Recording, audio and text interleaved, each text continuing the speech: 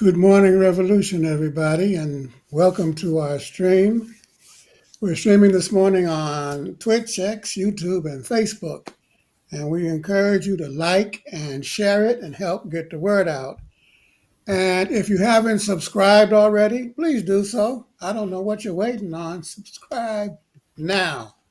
And with that, a warm hello to Charmaine, John Case, and Anita. Welcome and happy to have all of you this morning. Charmaine, you're just back from the Hello Comrade tour to Cyprus.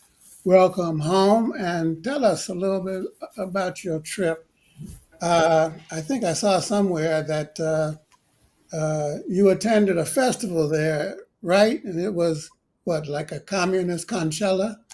Yeah, I think I have termed it our communist Coachella, but I just came back from our 10-day delegation. We were visiting our fraternal party, ACAL, the Communist Party of Cyprus, as well as their youth wing. And so, we spent a lot of time sitting with the Cyprus question, which is a question of settler colonialism that's not dissimilar from, what's happening in Palestine today because of Cyprus's being occupied by Turkey.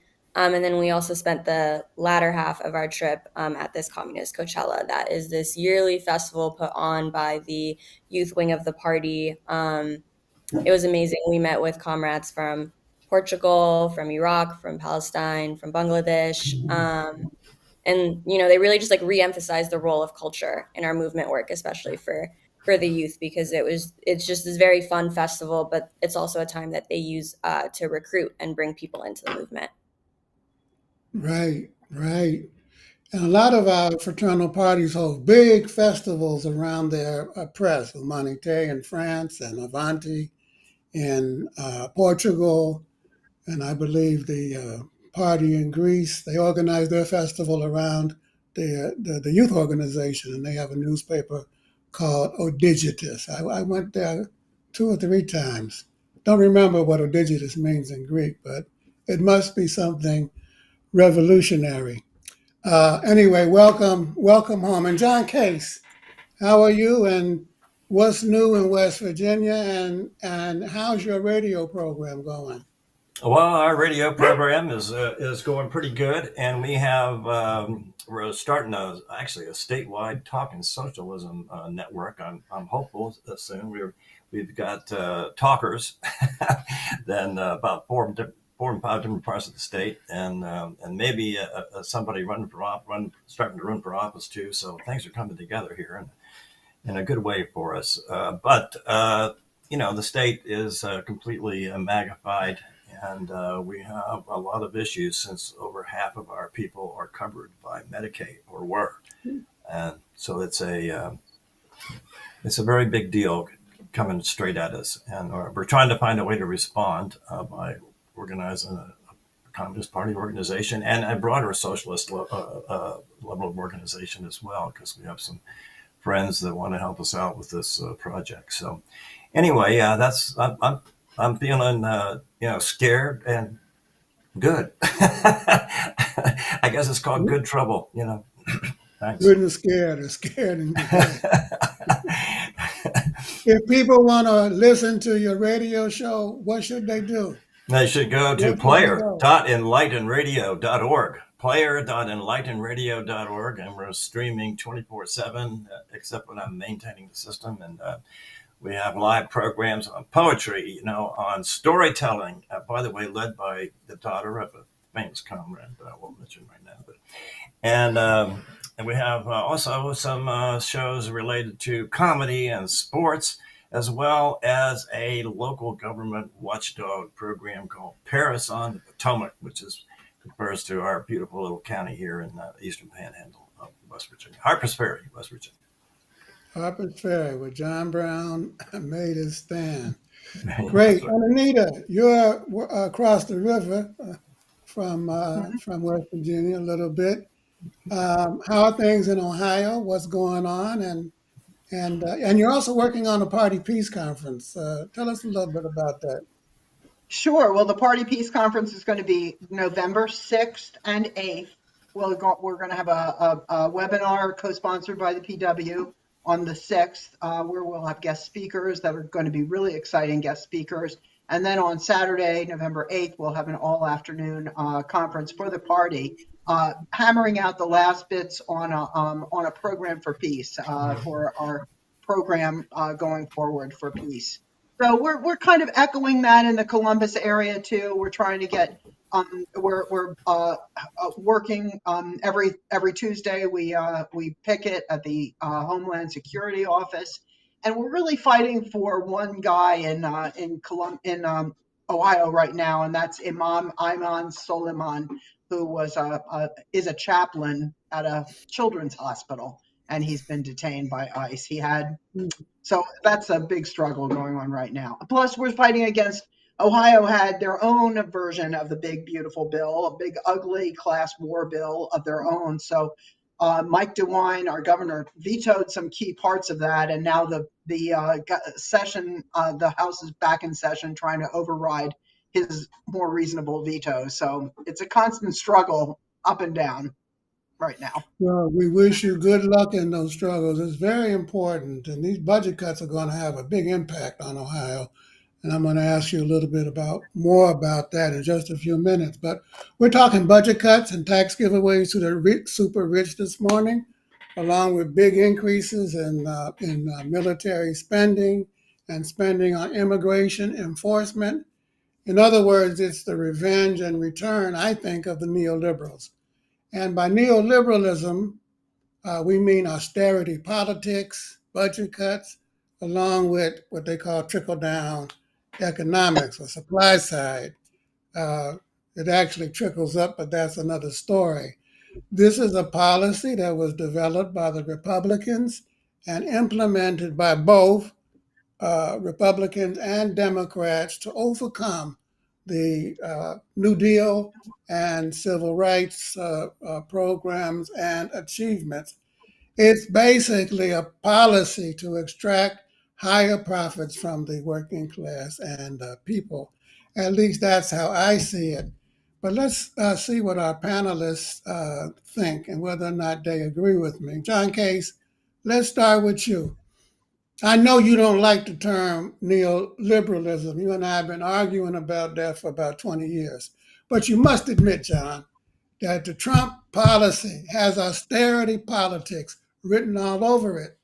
Tax breaks for the wealthy, massive cuts in the social safety net, John, along with increased spending on defense. So my question to you, is there anything new in the Trump policy? Or is it the same old policy, but this time implemented in a more authoritarian or fascist-like way? What do you think?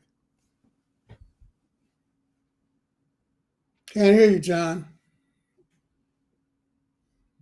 I don't think there's much liberal in Trump's version of neoliberalism. Okay, so and plus, I don't think it.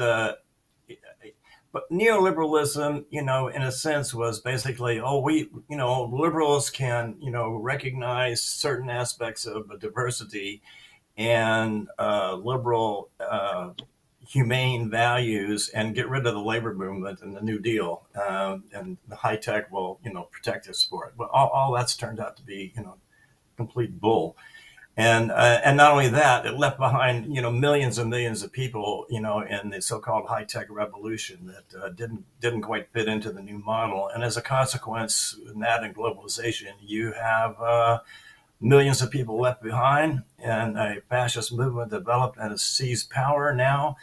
And it looks to me like it's more like a mafia type of organization than based by any kind of rules anymore, which is causing tremendous problems internationally. So I don't know I never liked the term neoliberal because I thought it was just capitalism killing the New Deal and then heading toward monopoly without anybody interfering at all. And, the divisions in wealth have grown despite the best intentions of anybody. I don't doubt that Bill Clinton was a more humane president than Ronald Reagan, and that President Obama, the same thing. And in fact, he actually got one thing done, the Obamacare. which was the only significant, actually material gain that in the whole era since basically Johnson. And so I think that it's capitalism run amok, and it's becoming unstable, and it can't go back to what it was. Um, we have a we have a profound crisis in front of us. I don't know. It's personally, I think we need a revolutionary solution, and otherwise, I don't think there's any way back. Monopoly is infected everything, and it's destroyed the solidarity, possibility in the economy. You can't fix anything without creating another evil along with it. And so I think we have a revolutionary turmoil type situation developing, and it is so important that we respond in a way that and stay close to where the people are at, because that's where the action's going to be. Revolutionary turmoil, but not a revolutionary situation.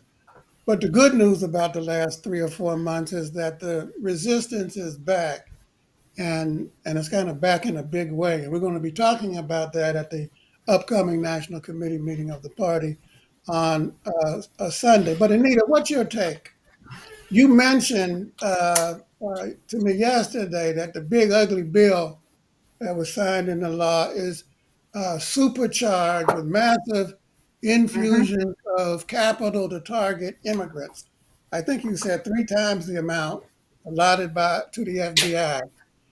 That's And, right. and ICE enforcement, tens of billions of dollars a year, with a total earmarked around 170 billion over 10 years. In contrast, the FBI annual budget is about 11 billion a year. Mhm. Talk about funding a police state. What's your take? It's outrageous. And there's an estimate of 10,000 new ICE agents. And ICE agents, unlike the FBI, don't have to have much training at all. And there's rumors that this new force of ICE agents, new phalanx of 10,000 or 11,000 ICE agents, are going to be just recruited out of the MAGA, faithful. In fact, rumor has it that some people are wearing garb that is white supremacist, and they're all masked. They can't see anything. I mean, you can't see their faces. So it really is going to be very dangerous. And it is 175 billion more for ICE, and 45 billion of that is just to build detention centers. As I mean, we've been fighting against mass incarceration all this time. It's just going to be exploding, uh, sadly. And I think the PW was right. People's World was right when they called it a class war bill. That's what it is. It's just a not even a trickle up. It's taking a massive amount away from the poor and giving it to the wealthiest folks. We're going to get the top 0.1%. This was a great fact. Top 0.1% is going to save almost $400,000 a year each person in that tax bracket. That's what this $3.8 trillion tax cut means to them. So it's just outrageous. It's a class war bill, you're right, but it's a class war bill that will, in particular, be directed and affected by people of color, Black, Latino, Asian, who will be impacted disproportionately. Charmaine, continuing on the impact of this legislation, it will cut Medicaid by almost $1 trillion. In fact, if the numbers I saw are right, that's a cut by almost 20%. Now, you are a doctor. Tell us about how this is going to affect medical care for those who need it, particularly, at least according to John Case, in rural communities like West Virginia. Yeah, absolutely. I mean, it's incredibly damning. You're right about the numbers. It's estimated that roughly 14 million people will be thrown off of Medicaid within these next 10 years.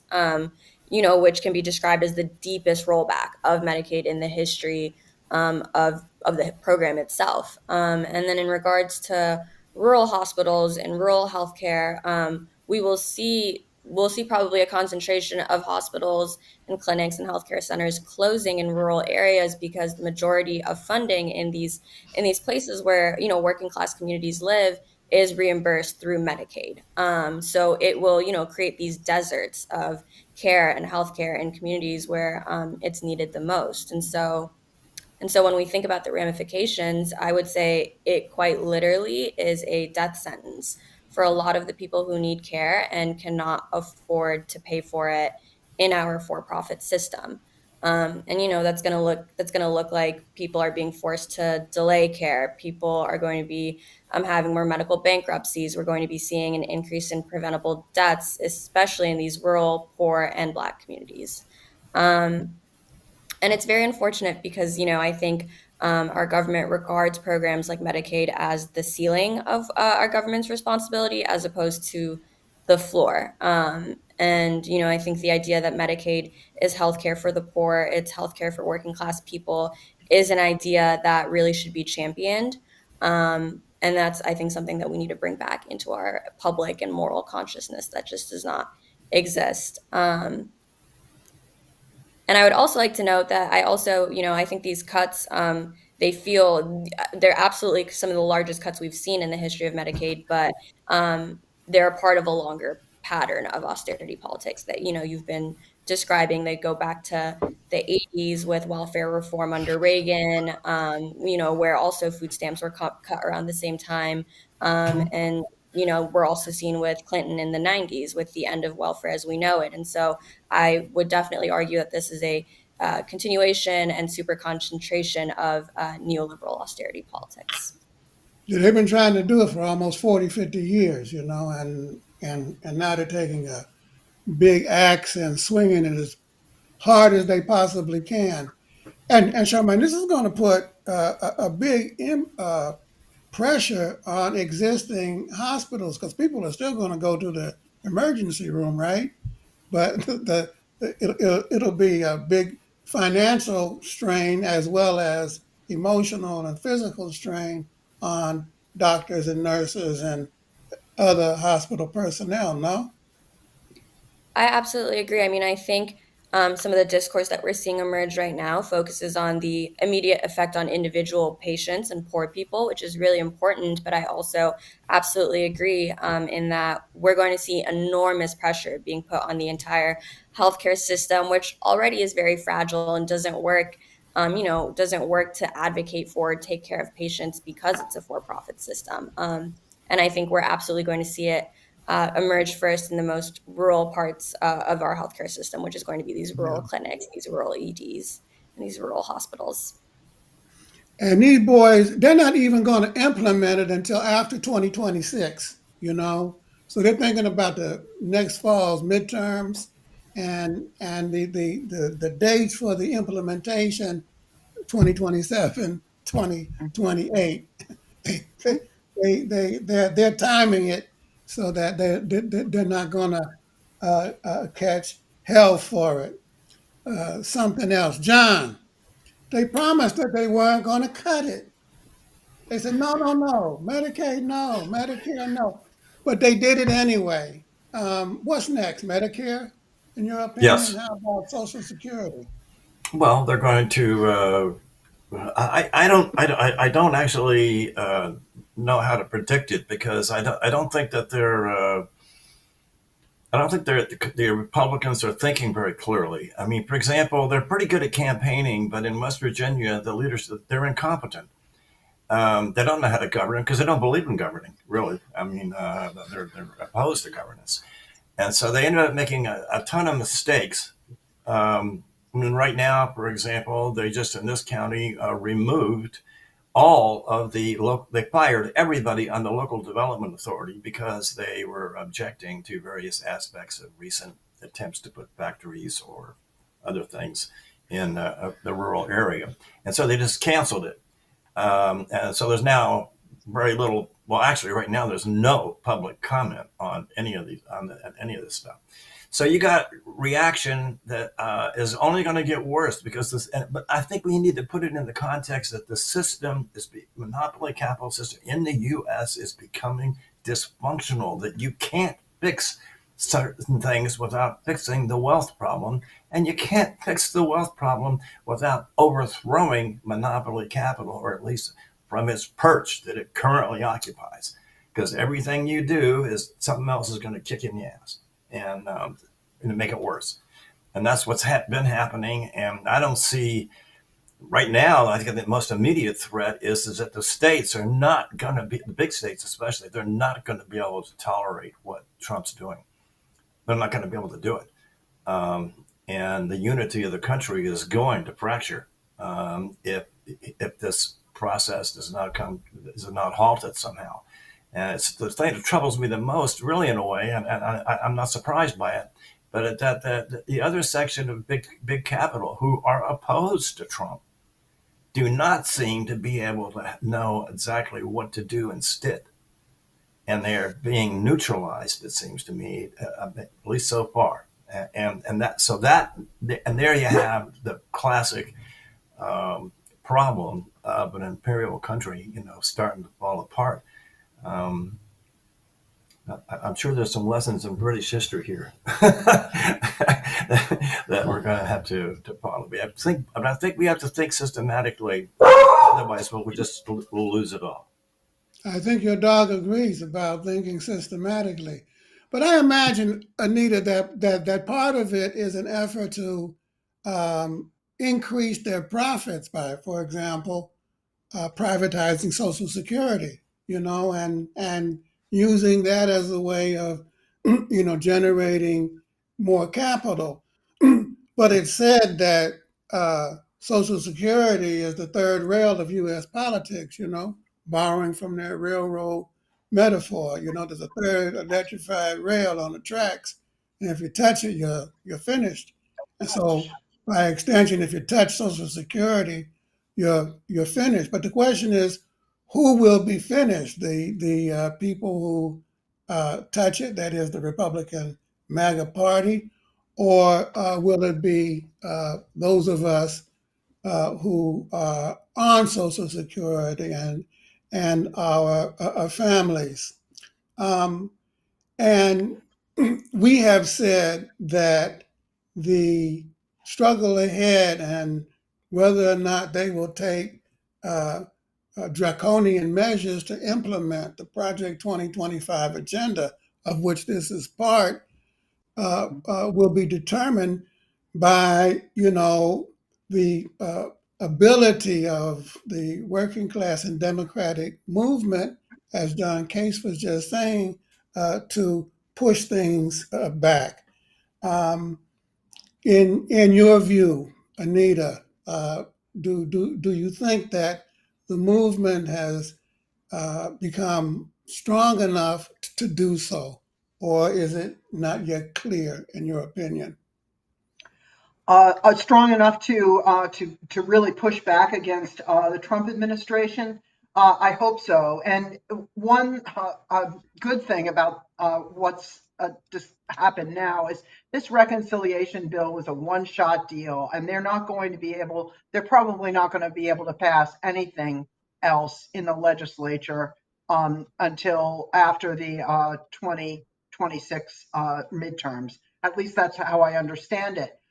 It was just a one chance a year, I think, for a reconciliation bill. Everything else needs 60 votes in the Senate, which they can't get. So I think what we really have to concentrate on, privatizing Social Security, they would love to do that. That was almost as unpopular as this ugly budget bill is.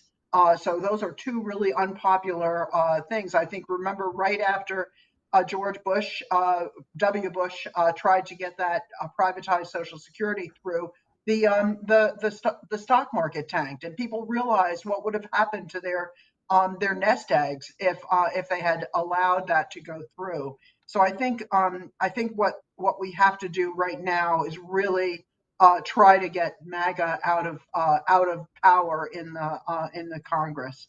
And they say maybe a chance of reducing the Republicans' advantage in the Senate is possible now too, given the unpopularity of this bill. But as you said, a lot of the provisions don't even kick in, and people might lose their health care in 27, but not realize it right away, because Medicaid is not something you get a check for. It's something you go to the hospital or the doctor, and the doctor and hospital get reimbursed.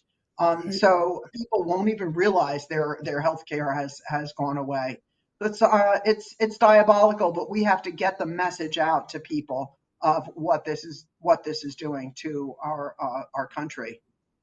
Well, they'll realize it when they go to the hospital in a rural community and the hospital ain't there no more, or there's a big closed sign, on it. Travel 40, 50 miles down the road to the next available one.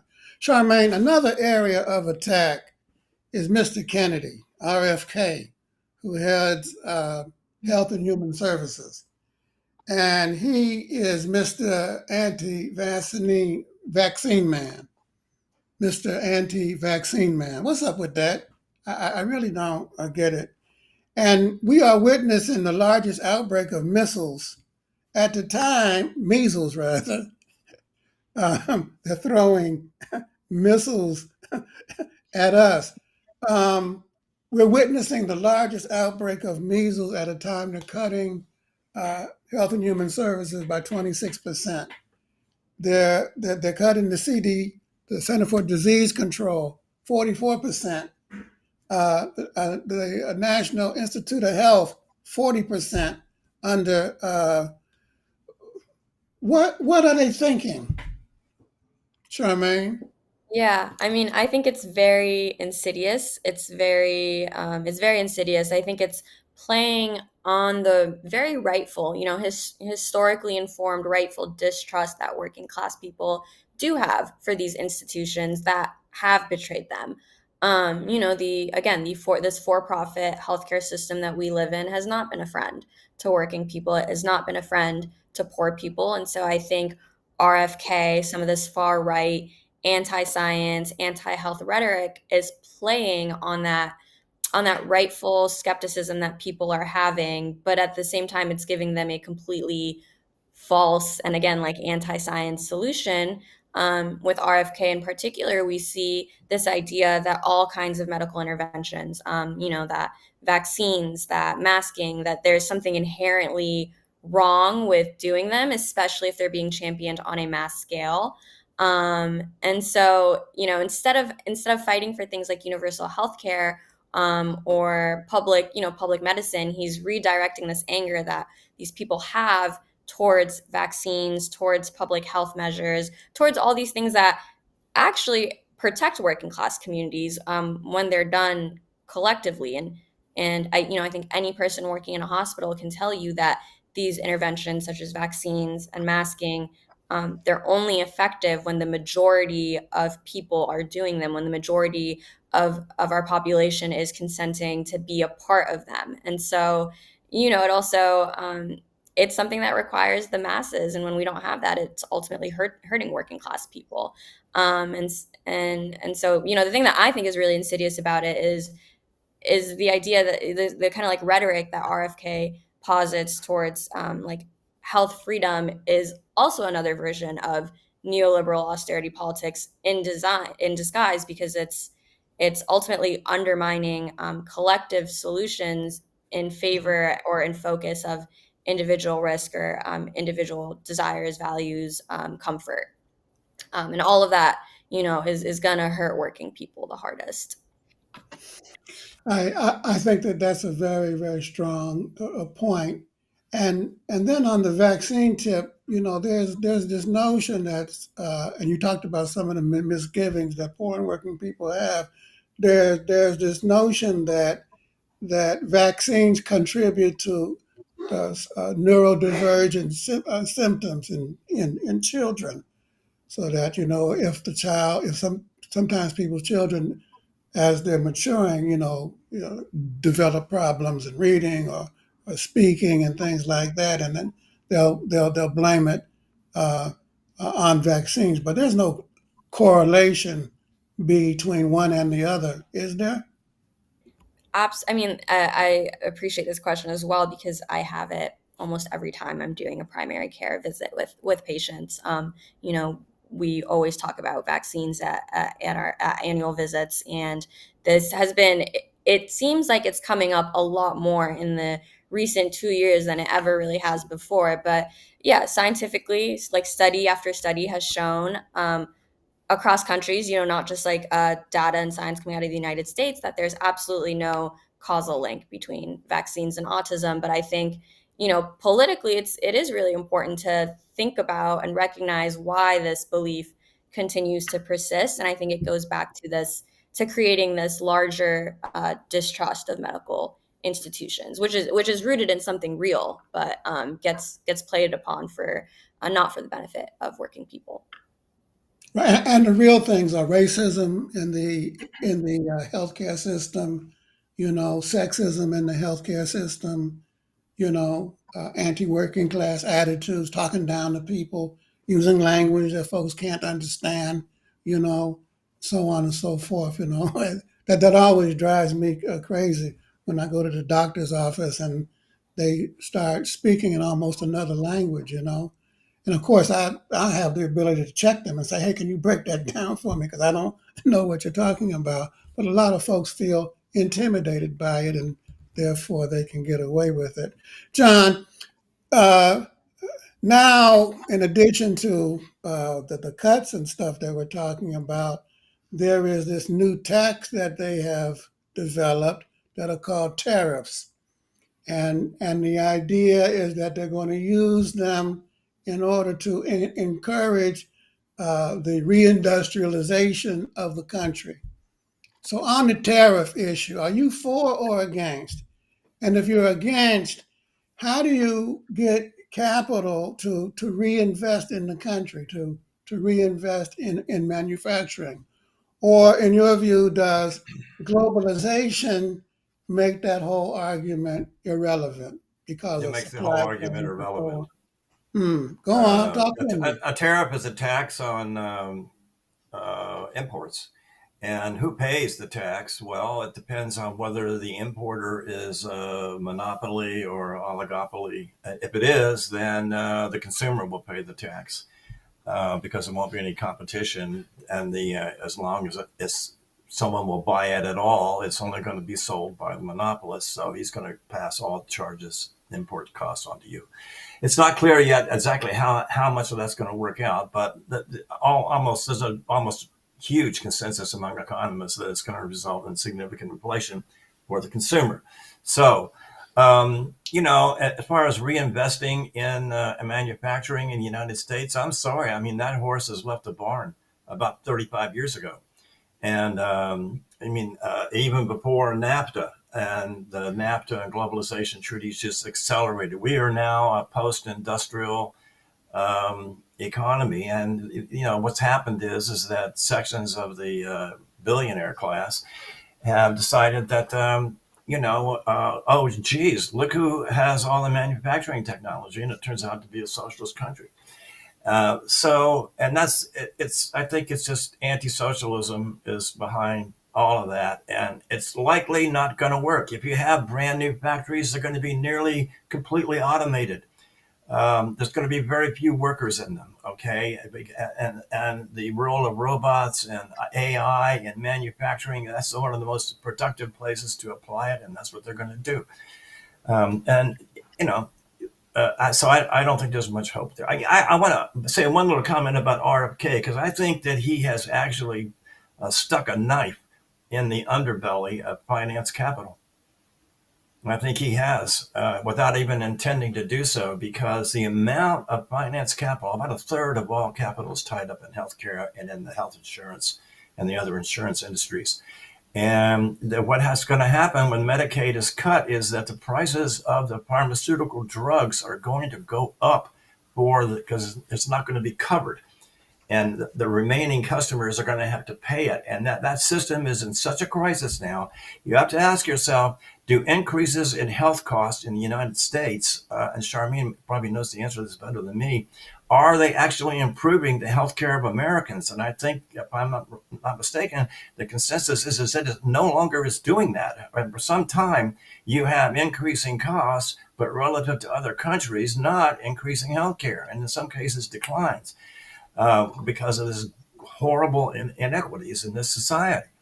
So I think you got again. I think that the tax scam in this thing is just transfers of wealth. Both the tariffs and the tax bill, the same thing, and it's there's nothing going to stop it except overthrowing these guys. I'm sorry, they got to be gotten rid of. You want to take a shot at? Is John right about that? I'm in pretty full agreement. I mean, if the question is, are we improving healthcare for Americans? The answer is like a loud, resounding no. But that's how the system is designed. Under capitalism, healthcare was never organized around health or healing or health outcomes even. It was organized around profit. It was organized around maximizing profits, not maximizing or improving health outcomes. And so I think you're right. Unless we can challenge the dominance of these pharmaceutical companies, of insurance corporations, um, the larger logic of privatization in general, we will continue to see things getting worse for working class people and their health outcomes. Anita, let's talk a little bit about Ohio, my home state, the Buckeye State. Ohio could lose, residents could see 310,000 people lose Medicaid coverage by 2034. Can you imagine? Roughly 35,000 in Cuyahoga County alone. That's what Cleveland is. Will need to either start working or lose their benefit. They're going to cut $180 billion from food stamps over the next decade. That will affect 1.3 million people in Ohio alone. How is the labor movement? How are folks responding to it back home? Sure. Well, it's even worse than that, Joe, because our government, our local state government, has cut food aid to food banks and so forth. So we're going to cut food stamps, and then we're going to also make less food available to people through these situations. And already, as far as the work requirements are concerned, 92% of Medicaid recipients are already working. And what these work requirements are actually paperwork requirements. And they're extremely complex. There have been states, I think Georgia is one, where work requirements have been introduced. And they have knocked people off the rolls, but not increased the number of people who are employed. So what's happening is people are just getting knocked off the rolls. So I think that is what's going to happen. That's what they're counting on will happen, because they want fewer people to be in recipients of Medicaid.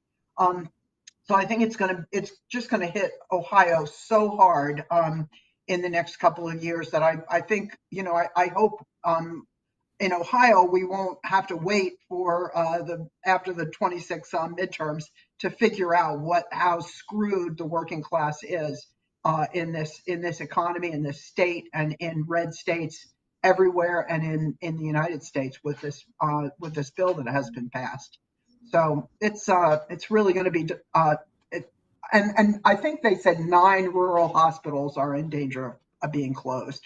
So it's really it's I can't imagine having a baby in a place where you have to go 2 hours to a hospital. It's just going to be an outrageous difficulty for people.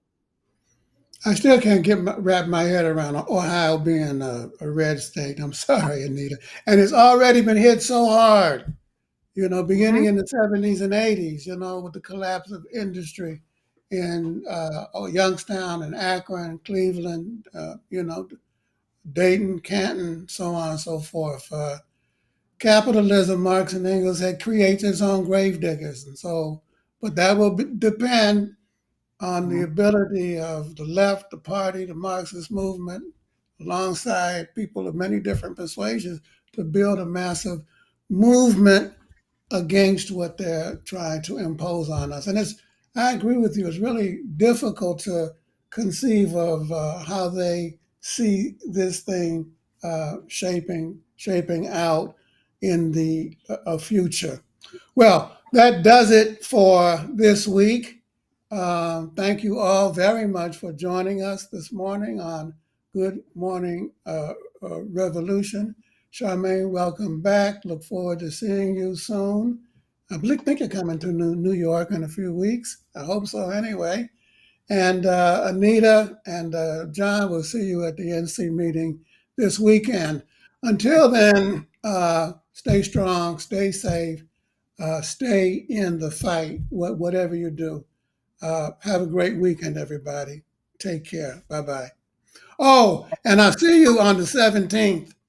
No good trouble demonstrations all over the country. Please show up, And if you can't show up, make a contribution.